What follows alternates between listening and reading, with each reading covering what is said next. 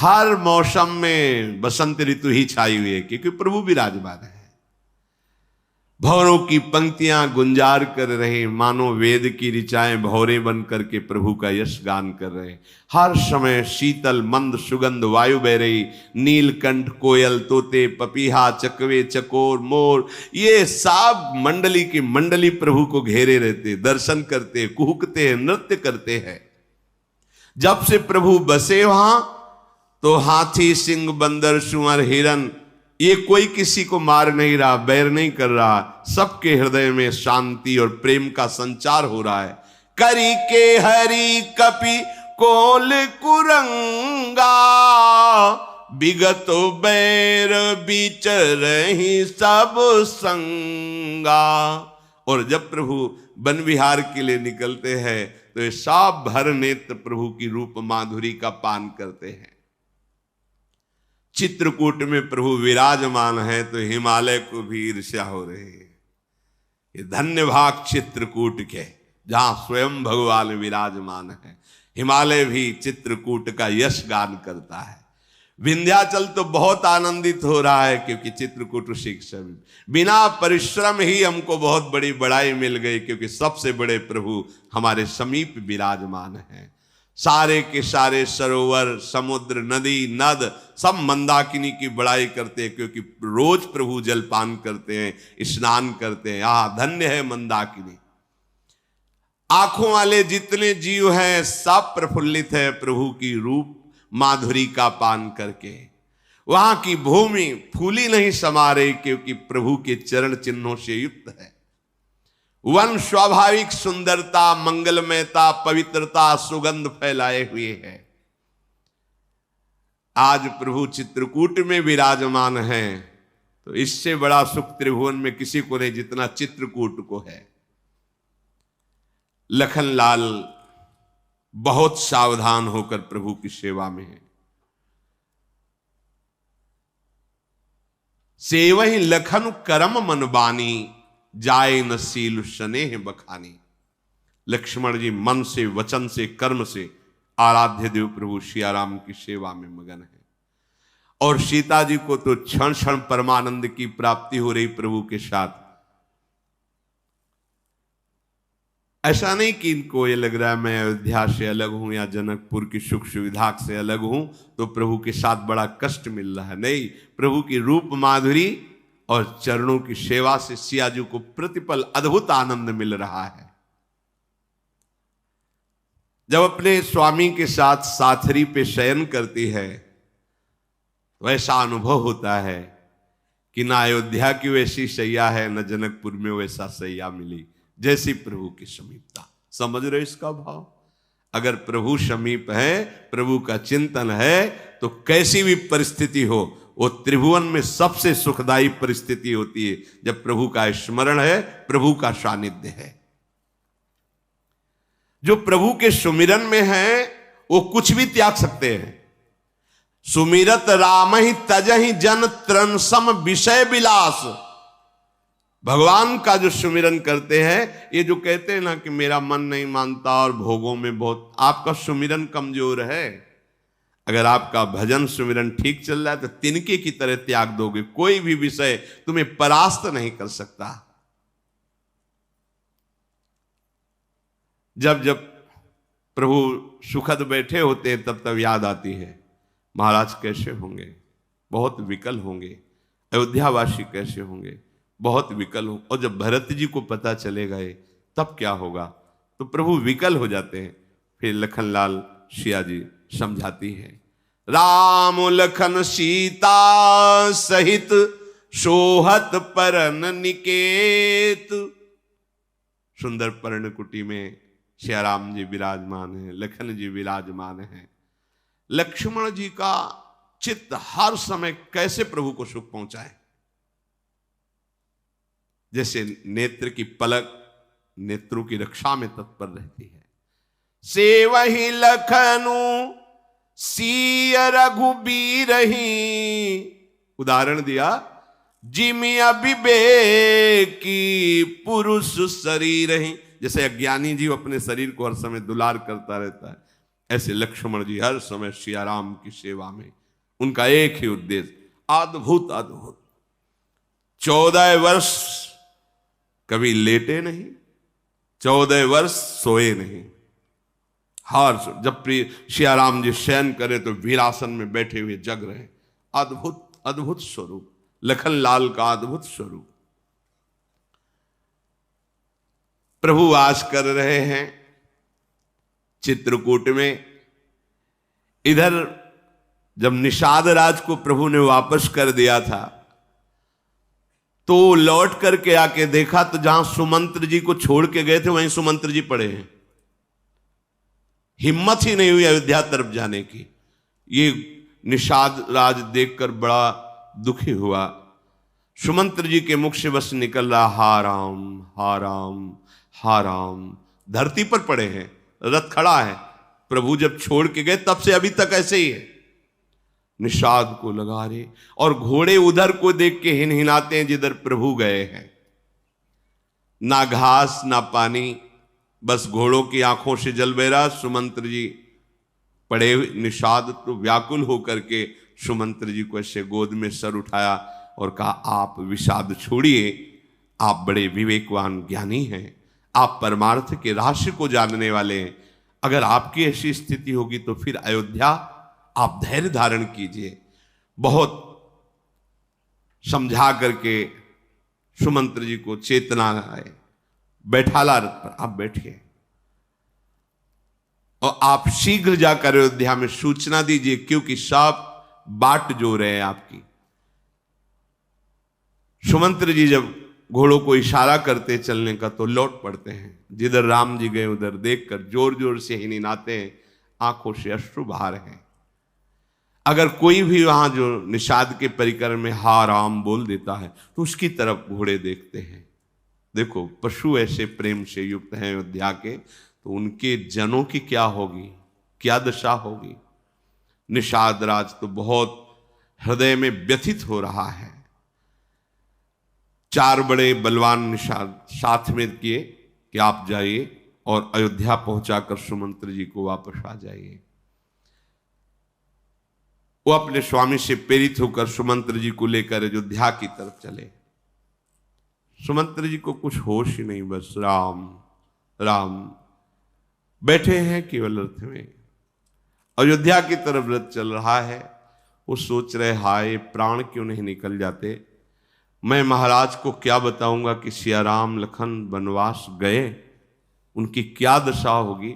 ये समाचार सुनाने के पहले ही मेरे प्राण निकल जाएं। ये पापी प्राण क्यों नहीं निकल रहे। हमें लगता है कि अभी हमें भोग बकाया है, इसलिए मेरे प्राण नहीं निकल रहे। बहुत विकल है सुमंत्र जी। ऐसी विकलता है, देखो बड़ी सावधानी की बात यहां गोस्वामी जी लिख रहे हैं। जैसे कोई धर्मात्मा पुरुष, भगत पुरुष, सतमार्ग में चलने वाला पुरुष शराब पी ले, धोखे से उसे शराब पिला दी जाए, फिर उसको जैसी पछतावा होती है, वैसा पछतावा सुमंत्र जी को हो रहा है। विप्र विवेकी वेद विधि सम्मत साधु सुजाति, जिम धोखे मदपान कर सचिव सोचते भांति। इतना निकृष्ट है मदिरा, जिसे आप लोग मनोरंजन समझते हैं। क्या है इसमें, किसी को कष्ट तो देना नहीं, हम स्वयं पी लेते हैं, उसमें किसी की हानि नहीं, निकृष्ट वस्तु है। शास्त्र विरुद्ध आचरण करोगे तो शांति नहीं मिलेगी। सबसे प्रार्थना है, ये राक्षसी भाव पैदा करती, इसलिए बिल्कुल इसका पान न किया जाए। ये आपके सुकृतों का नाश कर देगी, आपकी बड़ी हानि, स्वास्थ्य की हानि, धर्म की हानि, पुण्य की हानि। कोई एक अंश में लाभ होता तो विचार किया जाता, एक अंश में भी लाभ नहीं। इसलिए मदिरापान बिल्कुल, जहां तक हमारे शब्द पहुंच रहे हो, हम प्रार्थना करते हैं, अब लो नशानी अब ना नशो, अब तक की आज छोड़ दो, भगवान कृपा करेंगे, वो सर्व पाप रहित करके आपका मंगल कर देंगे। नेत्रों से जल बह रहा, कुछ दिखाई नहीं दे रहा सुमंत्र जी को। ओठ सूख गए हैं, जबान सूख गई, बोलते नहीं बन रहा। कैसे महाभाग्य हैं प्रभु के प्रेम में, कैसी इनकी स्थिति है। सुमंत्र जी का मुख का रंग उड़ा हुआ है, पीत वर्ण का हो गया है। ऐसा मालूम होता है कि जैसे कोई अपने माता पिता की हत्या करके निस्तेज हो जाता है, सारे सुकृत नष्ट। ये बड़े निंदनीय नरकों को प्राप्त होते हैं जो अपने गुरुजन माता पिता पर हाथ उठाते हैं। धिक्कार तुम्हारे हाथ को, जिन्होंने तुम्हें इतना बड़ा किया, खवा पिया के, मल धो करके, कैसी कैसी परिस्थितियों से। उस माता को देखो, जरा सा जुकाम हो जाए तो लिए छाती से लगाए भागी घूम रही है। कोई भी अस्पताल, कोई भी वैद्य, कुछ भी बेचना पड़े, मेरे लाला को जुकाम ना हो जाए। वही लाला जब सयाना हुआ तो उसी माता को पीटता है, अपमानित करता है, निकाल देता है घर से। तो तुम्हारी दुर्गति ऐसी होगी, भोग भी नहीं पाओगे, त्राहिमाम मचेगा। कह रहे सुमंत्र जी को ऐसा दुख हो रहा है जैसे कोई अपने माता पिता को पीटता है ना, उसको जो दुख मिलता है। यहां भी तुम अशांत और दुखी रहोगे, वहां भी। आप क्या समझते हो? आपके माता पिता गुरु हैं, जिन्होंने आपको गर्भ में धारण किया, पालन पोषण किया। अब चाहिए था कि आप उनकी सेवा में रत हो। उनको दंड दे रहे हो, उनको गालियां दे रहे हो, उनका अपमान कर रहे हो, उनको निष्कासित कर रहे हो। इससे बड़ा महापाप क्या होगा? तुम समझते हो तुम्हें बहू मिल गई और हम मनमानी सुख भोगेंगे? देख लेना, जिसके माता पिता ने गले लगाकर आशीर्वाद दे दिया, ब्रह्मा भी नहीं काट सकते उस आशीर्वाद को। ध्यान रखना, ब्रह्मा भी नहीं काट सकते। इस बात को समझ लो, माता पिता कोई छोटी मोटी सामर्थ्य नहीं, साक्षात जगत पिता भगवान ही उनके हृदय में बैठे हुए हैं। अगर आप अपने बूढ़े माता पिता का अपमान करते हैं, मेरी बात मान लेना, कहीं सुखी नहीं रह सकते। उनके हृदय की दाह सदैव तुम्हें जलाती रहेगी, तुम्हारे शुभों का नाश करती रहेगी। कभी तुम यश को, सम्मान को, सुख को, शांति को न लोक में न परलोक में कभी नहीं प्राप्त कर सकते। मुख से सुमंत्र जी के कोई वचन नहीं निकल रहा है। बार बार सोच रहे कैसे अयोध्या में प्रवेश करूं। अब वहां प्रवेश करूंगा, लोग पूछेंगे कहां है सियाराम, क्या उत्तर दूंगा? जब कौशल्या जी आएंगी और कहेंगी कि कहां है हमारे राम, और जब महाराज जी पूछेंगे दशरथ जी कहां है राम, क्या? हृदय न बिदर्यो पंक जिमी, बिछुरत प्रीतम नीरू, जानत हो मुहि दीन विधि, यहु जातना शरीर। सुमंत्र जी सोच रहे मेरा हृदय क्यों नहीं रुक जाता, अर्थात हृदय फेल क्यों नहीं हो जाता। मुझे लगता है जैसे नरक भोगने के लिए यातना देह मिलता है, उसमें मृत्यु नहीं होती, ऐसे ही मेरी मृत्यु इसलिए नहीं हो रही कि मुझे दुख भोगना है। सुमंत्र जी बहुत व्याकुल हैं। चारों निषाद सुमंत्र जी के पैर पड़ करके कि अब आप अयोध्यापुरी में प्रवेश करें, और वो वहां से वापस हो जाते हैं। ऐसा लग रहा है सुमंत्र जी को कि कैसे अयोध्या में कैसे प्रवेश करें। प्रकाश था तो छुप गए वृक्षों की आड़ में। जब अंधेरा हुआ, रात्रि आई, तब धीरे धीरे रथ अयोध्या की तरफ ले गए और दरवाजे पर चुपके से रथ खड़ा करके महल में प्रवेश किया। लोगों ने सुना कि राजद्वार पर रथ आया है, भाग पड़े अयोध्यावासी, आगे सिया राम। कैसा प्रेम! जब कोई उनको बताता है नहीं रथ तो हमने खाली देखा, केवल सुमंत हा राम, मूर्छित होकर गिर जाते हैं। जैसे मछलियां जल से अलग कर दिया तड़पती, ऐसे पूरे अयोध्यावासी महल के दरवाजे में मूर्छित तड़प रहे हैं। जब कोई ये कहता है कि खाली रथ आया है, केवल सुमंत्र जी अंदर गए हैं, वो भी बहुत उनकी विषाद युक्त दशा है। पूरे नर नारी सब व्याकुल। जे ही सुमंत्र जी अंदर प्रवेश किए, देखा अकेले सुमंत्र, पूरा रनिवास हाहाकार मच गया। अब वो तो जिनका प्रेम है वही समझते हैं, अपने तो केवल बोल रहे हैं और आप केवल सुन रहे हैं। जिनके हृदय में वो प्रेम और वो दशा, मां पूछना चाहती पर हिम्मत नहीं पड़ रही कि ना न कह दें। कहां है राम, तो कह देंगे कि नहीं आए राम। ये हिम्मत, जबकि देख रहे हैं कुछ समय तक तो कोई ना कुछ बोल रहा है ना कोई सुन रहा है, शांत एकदम वातावरण। सुमंत्र जी ने कहा महाराज कहां है? कुछ दासियां उनको संभाल करके कौशल्या जी के महल में ले गई।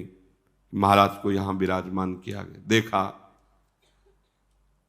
महाराज की दशा, मूर्छावस्था है, पड़े हुए, बीच बीच में निकल पड़ता है राम हा राम। मलिन मुखारविंद, न कोई आभूषण, न कोई श्रृंगार। महाराज चक्रवर्ती सम्राट दशरथ राम राम कही राम सनेही, पुनि कहा राम लखन बेदेही। जब चेतना, हा राम, कहाँ है राम लक्ष्मण सिया, कहाँ है, फिर मूर्छित हो जाते हैं। बार बार विलाप कर रहे। सुमंत्र जी को देखा नहीं जा रहा, ऐसा लग रहा प्राण क्यों नहीं निकल जा रहे मेरे महाराज ऐसी दशा में। महाराज की जय हो। सुमंत्र जी ने साहस करके दशरथ जी से कहा, सुमंत्र कहाँ है राम। सुमंत्र जी नजदीक जाकर घुटने टेक करके मस्तक नवा देते। दशरथ जी हृदय से लगा, लिवा लाए ना मेरे राम को, लिवा लाए, तुम बोल क्यों नहीं रहे हो। क्या मेरे प्राण राम लक्ष्मण सिया वापस आ गए। सुमंत्र जी के आंसू चल रहे हैं, बोलने की हिम्मत नहीं, शोक से व्याकुल है। नहीं आए। सुमंत्र मेरे प्राणों को बचा लीजिए। क्या बोले श्री राम, कुछ बोले। बड़ा हिम्मत करके दशरथ जी ऐसा वापस चले गए। मैं जीवित क्यों हूं, कौन सा पाप ऐसा जो मुझे जिला रहा है। सुमंत्र तुम मेरे सखा भी हो, मंत्री भी हो, सारथी भी हो, अगर मुझे बचाना चाहते हो तो तत्काल रथ सजाओ और जहां मेरे सिया राम हैं एक बार दिखा दो, नहीं तो हमारे प्राण चले जाए।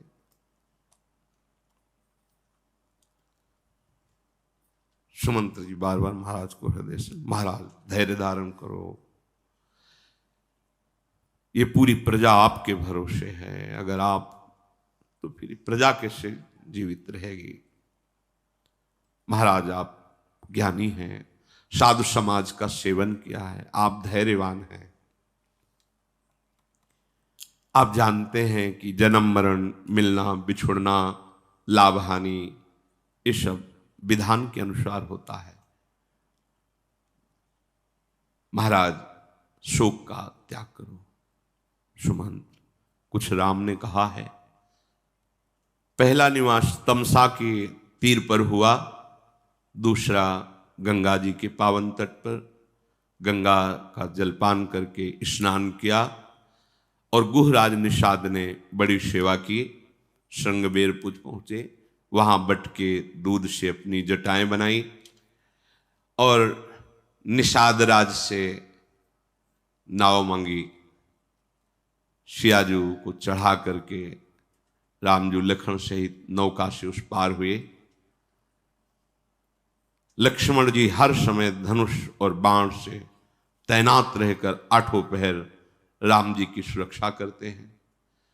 मैं बहुत व्याकुल हुआ उनके जाने पर, तो उन्होंने धैर्य धर कर बार बार प्रार्थना करके मुझे कहा कि आप स्वयं धैर्यवान बने और पिताजी से कहना कि आपका आशीर्वाद हर समय हमारी रक्षा कर रहा है।